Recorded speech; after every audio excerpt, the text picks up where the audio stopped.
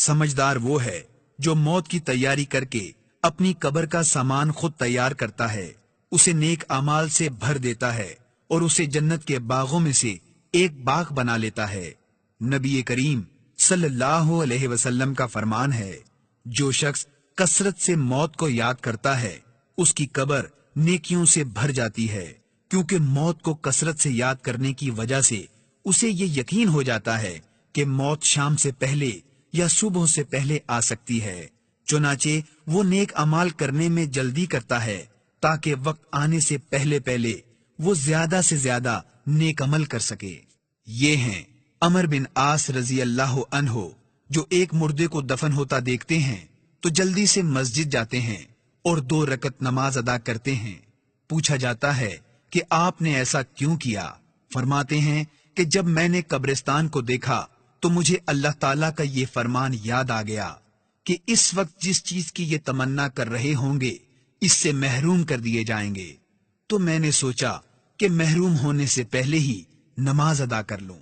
جو چاہتا ہے کہ قبر میں ایک ایسا دوست مل جائے جو اس کی تنہائی ختم کر دے، اس کی قبر روشن ہو جائے، اسے وہاں بھی ایک ساتھی مل جائے تو اسے قرآن کریم کے ساتھ تعلق مضبوط کر لینا چاہیے۔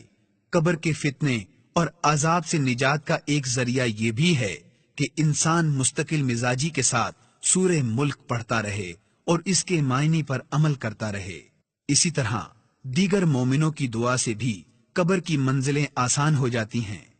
جب رسول اللہ صلی اللہ علیہ وسلم کسی مردے کو دفنا کر فارغ ہو جاتے تو اس کی قبر پر کھڑے ہو کر فرماتے، اپنے بھائی کے لیے اللہ تبارک و تعالی سے معافی مانگو اور اس کے لیے ثابت قدمی کا سوال کرو، کیونکہ اس وقت اس سے سوال ہو رہا ہے۔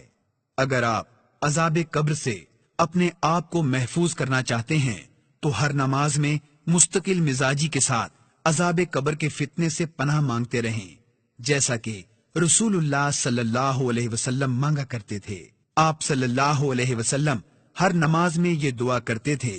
اے اللہ، میں عذاب قبر سے، عذاب جہنم سے، زندگی اور موت کے فتنے سے اور مسیح دجال کے فتنے سے تیری پناہ میں آتا ہوں۔